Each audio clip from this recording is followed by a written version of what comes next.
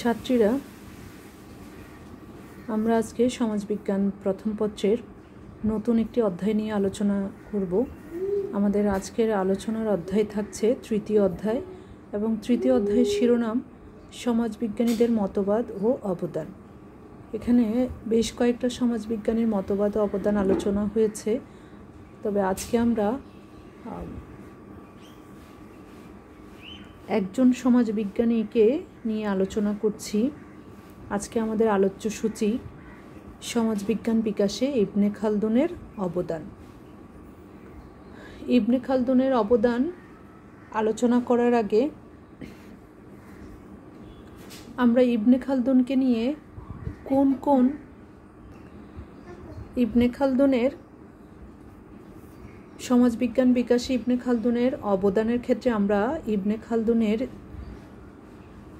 যে অবদানগুলোকে point out রেখেছি। দেখো, আমি ইবনে খালদুন কথাটাকে লিখে কোলন চিহ্ন দিয়ে ব্রেকেটে 1332 একটা হাইপেন 1406 খ্রিস্টাব্দ দিয়েছি। এটি দেখে মনে করতে হবে যে ইবনে খালদুনের জন্ম এবং মৃত্যুর সাল লেখা হয়েছে। ইবনে খালদুনের জন্ম 1332 খ্রিস্টাব্দে এবং মারা গিয়েছেন 1406 খ্রিস্টাব্দে। যাই হোক, ইবনে খালদুন সম্পর্কে বলতে গেলে বেশ কয়েকটি পয়েন্ট আউট আমরা রেখেছি। প্রথমে দেখো জন্ম পরিচয়, তারপরে আল মুকাদ্দমা, আল উমরান, রাষ্ট্রের উৎপত্তি স্থায়িত্ব সম্পর্কে তার মত, ইবনে খালদুনের ব্যবহৃত পদ্ধতি অর্থাৎ সমাজ গবেষণায় ইবনে খালদুন কোন পদ্ধতিতে ব্যবহার করেছিলেন সমাজ গবেষণার ক্ষেত্রে, মানব সমাজ পরিবর্তনের ধারা, আল আসাবিয়া। প্রথমে আমরা জন্ম পরিচয় নিয়ে ইবনে খালদুন সম্পর্কে আমরা শুরু করব তার অবদান। যে কোনো সমাজবিজ্ঞানীর জন্ম পরিচয় যদি তোমাকে লিখতে বলা হয়, বা তিনি সমাজবিজ্ঞানী না হোক, তিনি অর্থনীতিবিদ বা তিনি রাষ্ট্রবিজ্ঞানী, তিনি একজন দার্শনিক, একজন মনীষীর জন্ম পরিচয় যদি তোমাকে লিখতে বলা হয়, তার জন্মসাল লিখতে হবে, তিনি কোথায় জন্ম নিয়েছেন সেটা লিখতে হবে। তারপরে তার পরিচয় মানে তার নাম, যদি তার বাবার নাম জানা থাকে, তার দাদার নাম জানা থাকে সেগুলো, এবং তিনি তার জীবদ্দশায় কী কী কর্মকাণ্ড করেছেন সব কিছুই তার পরিচয়। এবং মৃত্যুর আগ পর্যন্ত এটি তার পরিচয়। মৃত্যুর আগ পর্যন্ত তিনি কী কী কাজ করেছেন সমাজ জীবনে বা পারিবারিক জীবনে, এটি তার পরিচয়। কোন কাজে তিনি খ্যাতি অর্জন করেছেন বা মানুষের বাহবা পেয়েছেন, এসব কিছুই তার পরিচয় মৃত্যু পর্যন্ত।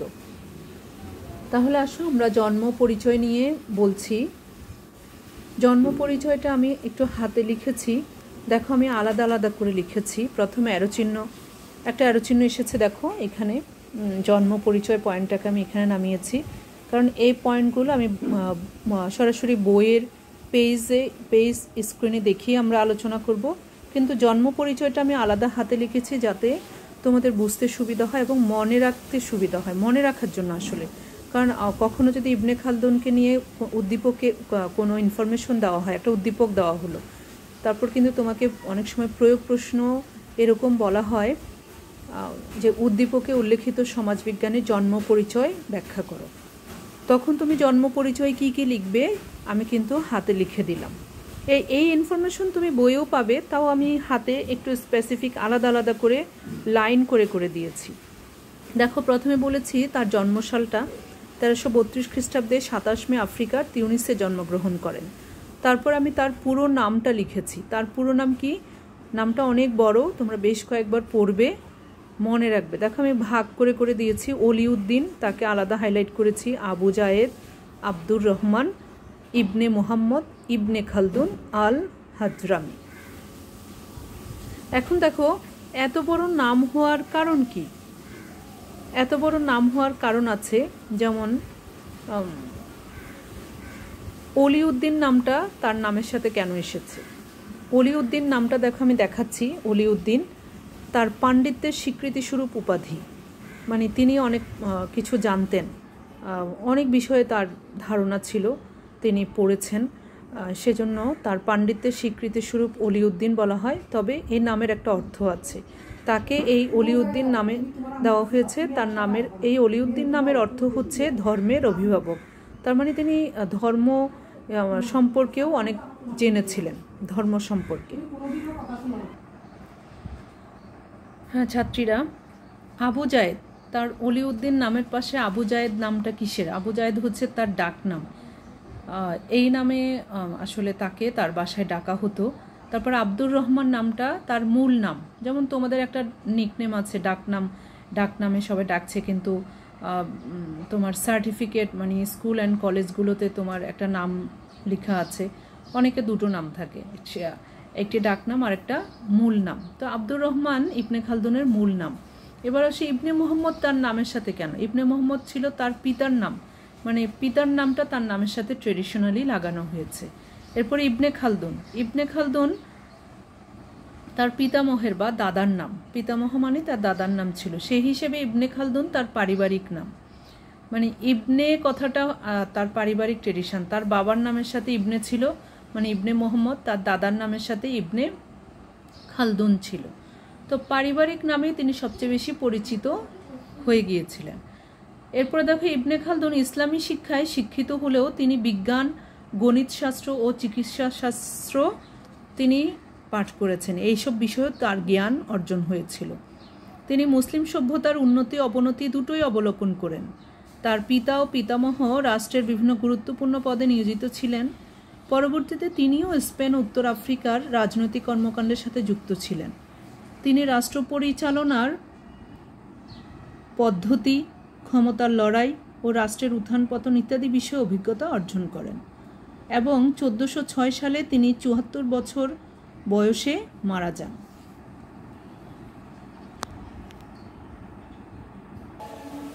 হ্যাঁ, আল মুকাদ্দমা আমাদের জন্ম পরিচয়ের পরে ইবনে খালদুনের অবদান স্বরূপ আল মুকাদ্দমা পয়েন্টটি আলোচনা হবে। আল মুকাদ্দমা আসলে ইবনে খালদুন বেশ কয়েকটি গ্রন্থ লিখেছিলেন। তার সেই গ্রন্থগুলোকে রচনা বলা যায়, তার রচনাবলী। ইবনে খালদুনের রচনাগুলোর মধ্যে আল মুকাদ্দমা সবচেয়ে উল্লেখযোগ্য। পাশ্চাত্যের ইতিহাস রচনা করতে গিয়ে তার ভূমিকা স্বরূপ যে খণ্ডটি রচনা করেন তাই আসলে এই আল মুকাদ্দমা। এই গ্রন্থে তিনি তার সমসাময়িক কালের ইতিহাসবিদদের ইতিহাস রচনার ক্ষেত্রে একটি বিশেষ ত্রুটির কথা উল্লেখ করেন। মানে তার সময়কালে যেসব ইতিহাসবিদ ছিলেন তারা যে ইতিহাস রচনা করেছিলেন তাদের ইতিহাস রচনায় তিনি কিছু ত্রুটি লক্ষ্য করেন। তিনি উপলব্ধি করেন যে শুধু রাজনৈতিক ঘটনার নিছক বর্ণনা ইতিহাসের বিষয়বস্তু হতে পারে না। শুধু ঘটনার বর্ণনা নয়, ঘটনার উৎপত্তির সূত্র এবং ঘটনার কারণ বিশ্লেষণ অতি প্রয়োজন বলে মত প্রকাশ করেন। ঘটনার বর্ণনা করতে নিষেধ করেছেন এবং ঘটনার উৎপত্তির সূত্র, ঘটনার কারণ বিশ্লেষণ অতি প্রয়োজন বলে মত প্রকাশ দেন। ইতিহাসকে সঠিকভাবে বিশ্লেষণ এবং উপলব্ধির জন্য এবং মানব ইতিহাস সম্পর্কে সঠিক জ্ঞান লাভের জন্য ইবনে খালদুন একটি নতুন বিজ্ঞানের প্রয়োজনীয়তা উপলব্ধি করেন, যার পরিপ্রেক্ষিতে পরবর্তীতে তাকে ঐতিহাসিক দর্শনের জনক বলে আখ্যায়িত করা হয়। ইবনে খালদুনের সমাজবিজ্ঞান বিকাশে অবদানের ক্ষেত্রে আল মুকাদ্দমা গ্রন্থটি এত বেশি উল্লেখযোগ্য। এখানে উল্লেখযোগ্য এই জন্য বলা হচ্ছে তিনি এই গ্রন্থেই কিন্তু ইতিহাসবিদরা কিভাবে ইতিহাস রচনা করবেন সেই ইতিহাস রচনার কথা তিনি স্পষ্ট করেছেন। তিনি বলেছে যে শুধু রাজনৈতিক ঘটনার নিছক বর্ণনা ইতিহাসের বিষয়বস্তু হতে পারে না। ঘটনার বর্ণনা শুধু করলে হবে না, এই ঘটনার সূত্র কোথা থেকে হয়েছে, ঘটনার কারণ কিভাবে হয়েছে, এগুলো সম্পর্কেও মত প্রকাশ করতে বলেছেন। ইতিহাসবিদদের উদ্দেশ্যে তিনি আল মুকাদ্দমা গ্রন্থে নির্দেশনা দিয়েছেন। ইতিহাসকে সঠিকভাবে বিশ্লেষণ এবং উপলব্ধির জন্য এবং মানব ইতিহাস সম্পর্কে সঠিক জ্ঞান লাভের জন্য ইবনে খালদুন একটি নতুন বিজ্ঞানের প্রয়োজনীয়তা উপলব্ধি করেন, যার পরিপ্রেক্ষিতে পরবর্তীতে তাকে ঐতিহাসিক দর্শনের জনক বলে আখ্যায়িত করা হয়। নতুন বিজ্ঞানের প্রয়োজনীয়তা উপলব্ধির কথা বলা মানেই হচ্ছে তিনি সমাজবিজ্ঞানের ইঙ্গিত দিয়েছিলেন, কিন্তু তখন তিনি সমাজবিজ্ঞান শব্দটি সরাসরি বলেননি। তিনি অন্য একটি নামে নতুন বিজ্ঞানের প্রয়োজনীয়তার কথা বলেছেন এবং এই নতুন বিজ্ঞানটাই পরবর্তীতে সমাজবিজ্ঞান হিসেবে প্রতিষ্ঠিত হয়। তাহলে আল মুকাদ্দমায় তিনি সমাজবিজ্ঞানের ইঙ্গিত দিয়েছিলেন, কিন্তু কেন ইঙ্গিত দিয়েছে আমরা বুঝবো। এই যে নতুন বিজ্ঞানের প্রয়োজনীয়তা বলেছে, এই নতুন বিজ্ঞানটাই কিন্তু সমাজবিজ্ঞান, এবং তিনি সমাজবিজ্ঞান নাম না দিলেও তিনি অন্য নাম দিয়েছিলেন, এবং এই অন্য নামটি পরবর্তীতে সমাজবিজ্ঞান হিসেবে এসেছে।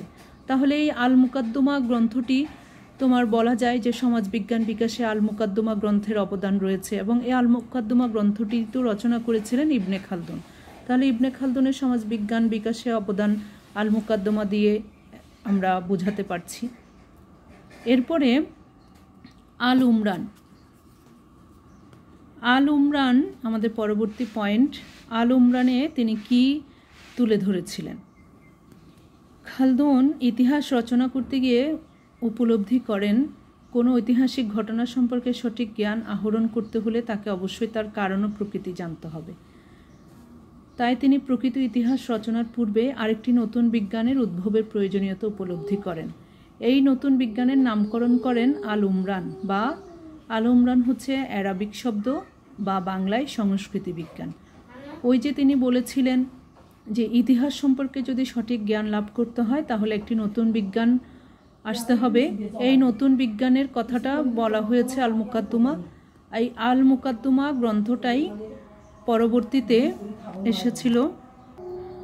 আল মুকাদ্দমা গ্রন্থে তিনি যে নতুন বিজ্ঞানের কথা বলে সেটি হচ্ছে আসলে আল উমরান, বাংলায় বলা হচ্ছে সংস্কৃতির বিজ্ঞান।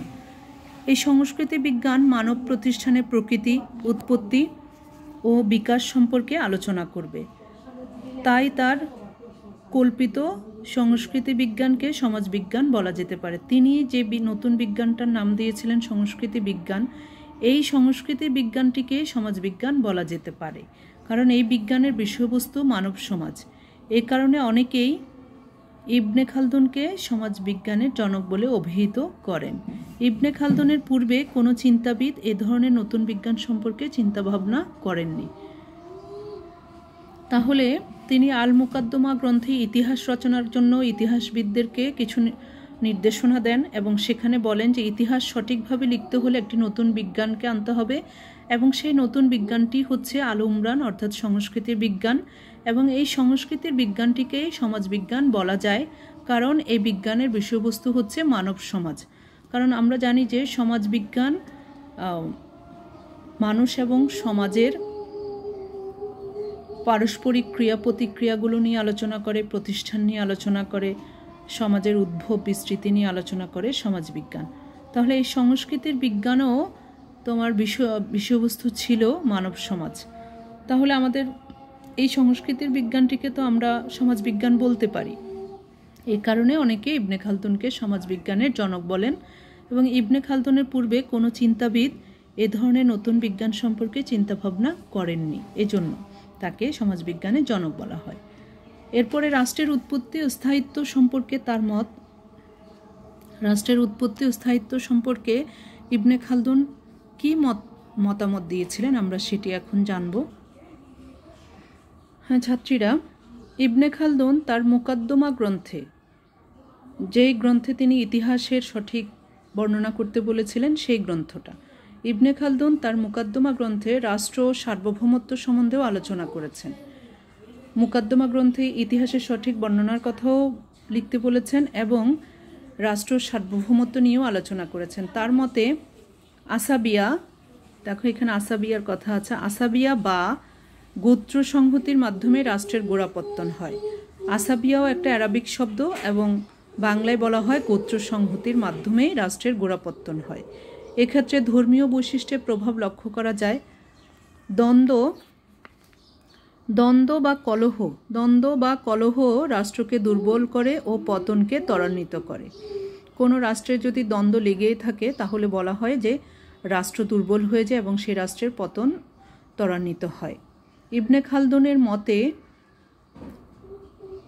রাষ্ট্রের বয়সের স্তর সাধারণত 3টি, এবং প্রতিটি স্তরের বয়স প্রায় 40 বছর। তিনি মনে করেন কোনো রাষ্ট্রের বয়স সাধারণত 120 বছর অতিক্রম করে না। এছাড়াও যাযাবর সমাজ কিভাবে সভ্য সমাজে রূপান্তরিত হয় তারও ব্যাখ্যা তিনি প্রদান করেছেন।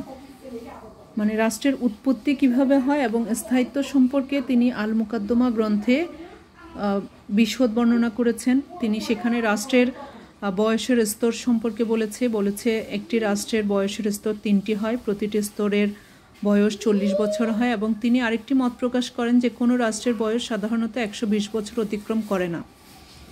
এছাড়াও যাযাবর সমাজ কিভাবে সভ্য সমাজে রূপান্তরিত হয় তারও ব্যাখ্যা তিনি প্রদান করেছেন। এরপরে ইবনে খালদুনের ব্যবহৃত পদ্ধতি। হ্যাঁ, ইবনে খালদুন তার গবেষণায় ঐতিহাসিক বিশ্লেষণাত্মক পদ্ধতি অনুসরণ করেন। ঐতিহাসিক বিশ্লেষণাত্মক পদ্ধতি অর্থাৎ তিনি কোনো গবেষণা করতে গেলে ঐতিহাসিক বিশ্লেষণাত্মক পদ্ধতি অনুসরণ করেন, এবং এই পদ্ধতিটা কি সেটি আমরা বলবো। সমাজ ও রাষ্ট্রের উত্থান পতনের কারণ অনুসন্ধান করার ক্ষেত্রে তিনি মানে একটি সমাজ ও রাষ্ট্রের উত্থান ও পতন কেন হচ্ছে, তিনি এই কারণ অনুসন্ধান করার ক্ষেত্রে এই পদ্ধতির আশ্রয় নেন। ইতিহাস থেকে তথ্য সংগ্রহ করে তিনি তা যথাযথভাবে বিশ্লেষণ করার প্রয়াস পান। সমাজ ও রাষ্ট্রের পরিবর্তনের কারণ খুঁজতে গিয়ে তিনি উপলব্ধি করেন যে এর প্রকৃত কারণ জানতে হলে সেখানকার ভাষা, সংস্কৃতি, পরিবেশ, শাসন ব্যবস্থা ইত্যাদি সম্পর্কে সঠিক জ্ঞান আহরণ করতে হবে। তিনি তৎকালীন বহু শাসন ব্যবস্থার সম্পর্কে তথ্য সংগ্রহ করেন এবং এর মাধ্যমে আদর্শ শাসন ব্যবস্থা নির্ধারণ করেন। মানে ইবনে খালদুন যে সময়কালে বেড়ে উঠেছিলেন সেই সময়কালের শাসন ব্যবস্থা সম্পর্কে তিনি অনেক তথ্য পান এবং এর মাধ্যমে আদর্শ শাসন ব্যবস্থা তিনি নির্ধারণ করেন। খালদুনের মতে ঐতিহাসিক তথ্যাবলীর বৈজ্ঞানিক বিশ্লেষণ রাষ্ট্রতত্ত্ব, সমাজতত্ত্বের মূল সূত্র আবিষ্কারে সাহায্য করবে। মানে ওই ইতিহাসে যেসব তথ্য রয়েছে সেগুলোকে যদি আমরা সঠিকভাবে বিশ্লেষণ করতে পারি তাহলে রাষ্ট্রতত্ত্ব ও সমাজতত্ত্বের মূল সূত্র আবিষ্কার করা সহজ হবে। তিনি সমাজ সভ্যতার ক্রমবিবর্তন ব্যাখ্যার ক্ষেত্রে ইতিহাসের বৈজ্ঞানিক ব্যাখ্যার উপরও গুরুত্ব আরোপ করেন। মানে সমাজের বিবর্তন কিভাবে হচ্ছে যদি আমরা এটা ব্যাখ্যা করতে চাই, তার সেখানেও বলেছে যে ইতিহাসের বৈজ্ঞানিক বিশ্লেষণ করতে হবে, যেখানে কল্পনা বা অনুমানের কোনো যেন স্থান না হয়, সঠিকভাবে বৈজ্ঞানিক ব্যাখ্যা দিতে হবে। শুধুমাত্র কল্পনা প্রসূত হয়ে আমরা কোনো কথা বলবো সেটি তিনি করতে নিষেধ করেছেন। তার এই গবেষণা পদ্ধতি পরবর্তীকালে ঐতিহাসিক পদ্ধতি নামে সমাজবিজ্ঞানীদের নিকট পরিচিত হয়। আমরা সমাজ গবেষণায় যে ঐতিহাসিক পদ্ধতি ব্যবহার করি সেটাই হচ্ছে ইবনে খালদুনের ঐতিহাসিক বিশ্লেষণাত্মক পদ্ধতি। মানে ইতিহাসের যাবতীয় গ্রন্থাবলী বা বিভিন্ন ডকুমেন্টারি বা ইতিহাসের যে কোনো মানে চিত্রায়ন সব কিছু লিখিত যা রূপ আছে সব কিছুকে ভালো করে পুঙ্খানুপুঙ্খ বিশ্লেষণ করতে বলেছে। যে কোনো রাষ্ট্রের পরিবর্তন কেন হচ্ছে, সেই পরিবর্তনের কারণ জানতে হলে সেই রাষ্ট্রের ভাষা, সেই রাষ্ট্রের সংস্কৃতি কেমন ছিল, তখনকার এনভায়রনমেন্ট কেমন ছিল, তাদের শাসন ব্যবস্থা কেমন ছিল ইত্যাদি সম্পর্কে সঠিক জ্ঞান তিনি নিতে বলেছে। এবং তিনি তার সময়কালে অনেক শাসন ব্যবস্থা দেখেছে, অনেক শাসন ব্যবস্থা দেখে তিনি কোন শাসন ব্যবস্থা আদর্শ শাসন ব্যবস্থা তিনি সেটা নির্ধারণ করতে পেরেছিলেন। তো সেক্ষেত্রে তিনি বলেছেন যে সমাজের যে ক্রমবিবর্তন, এই ক্রমবিবর্তন অর্থাৎ রাষ্ট্রের যে ক্রমবিবর্তন হয় সেটির ক্ষেত্রে ঐতিহাসিক ব্যাখ্যা বিশ্লেষণ করতে হবে। এরপরে আমরা মানব সমাজ পরিবর্তন, হ্যাঁ ছাত্রীরা, আমরা মানব সমাজ পরিবর্তনের ধারা আলোচনা করছি। আমাদের মানব সমাজ পরিবর্তনের ধারার পরে আমরা আরেকটি পয়েন্ট আল আসাবিয়া, মানব সমাজে প্রতিনিয়ত যে পরিবর্তন ঘটছে এই পরিবর্তনের ধারা ও গতি প্রকৃতি তুলে ধরাই খালদুনের ইতিহাসের মূল লক্ষ্য। মানে মানব সমাজের যে পরিবর্তনটা হচ্ছে এই পরিবর্তনের কোন ধারায় হচ্ছে বা এর প্রকৃতি বা এর গতিশীলতা কেমন, সেটি ছিল তার ইতিহাসের মূল লক্ষ্য। ইতিহাস কেমন হবে তিনি সেটা বলতে চেয়েছেন। খালদুনের মতে কল্পকাহিনীর কোনো স্থান ইতিহাসে নেই, কারণ কল্পনা দ্বারা প্রকৃত সত্য উদ্ধার সম্ভব নয়। খালদুনের ইতিহাসশাস্ত্র তাই নিরপেক্ষ এবং বস্তুনিষ্ঠ। তার মতে ইতিহাসবিদদের কাজ হবে অতীতের সার্বিক সামাজিক রাজনৈতিক ঘটনাবলী বিশ্লেষণের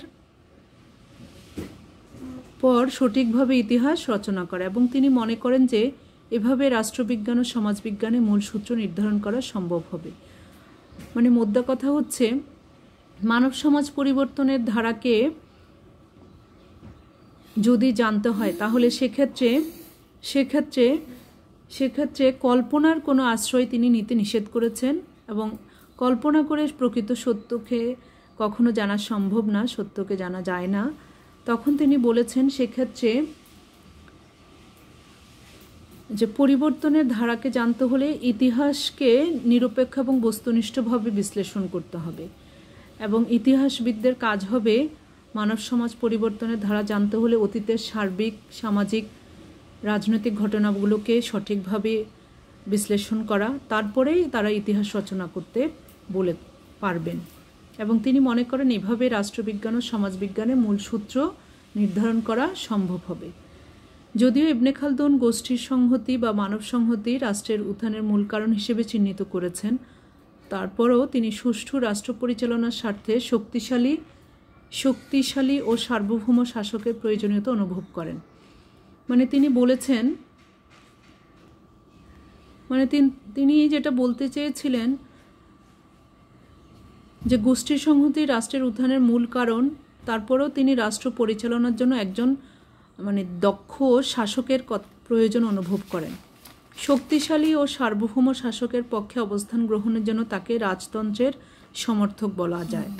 অবশ্য তিনি রাজতন্ত্র ছাড়া অন্য কোনো শাসন ব্যবস্থার সাথে পরিচিত ছিলেন না। তিনি যে সময়কালে জন্ম নিয়েছেন, বেড়ে উঠেছেন, সেই সময় সব জায়গায় রাজতন্ত্রই ছিল। কিন্তু রাষ্ট্র বা শাসন ব্যবস্থা যে মানুষের সংহতির সম্মতির উপর প্রতিষ্ঠিত, তা তিনি যেমন অকপটে স্বীকার করেছেন, তেমনি তার প্রয়োজনীয়তার কথা উল্লেখ করেছেন। অর্থাৎ দক্ষ শাসকের কথাও বলেছেন, এবং দক্ষ শাসক থাকার পাশাপাশিও মানুষের সম্মতি, সব মানুষের মতামতকেও তিনি গুরুত্ব দিয়েছেন একটি রাষ্ট্রকে গঠনের ক্ষেত্রে। তার এখানে কিছুটা আমরা গণতন্ত্রের আভাসও পাচ্ছি। যদিও তিনি জোর দাবি করেছিলেন যে একটি রাষ্ট্র পরিচালনার জন্য দক্ষ শাসক থাকতে হবে, কিন্তু তারপরেও তিনি বলেছে যে মানুষের মাঝে সংহতি থাকতে হবে, অর্থাৎ সবাই একই মত পোষণ করতে হবে একটি রাষ্ট্র গঠনের ক্ষেত্রে এবং অথবা পতনের জন্য। তাহলে এখন আমরা সেই গোষ্ঠীর সংহতিটা সম্পর্কে আলোচনা করব। হ্যাঁ ছাত্রীরা, দেখো আল আসাবিয়া। ইবনে খালদুনের সমাজতাত্ত্বিক চিন্তাধারার কেন্দ্রীয় প্রত্যয় হচ্ছে আল আসাবিয়া।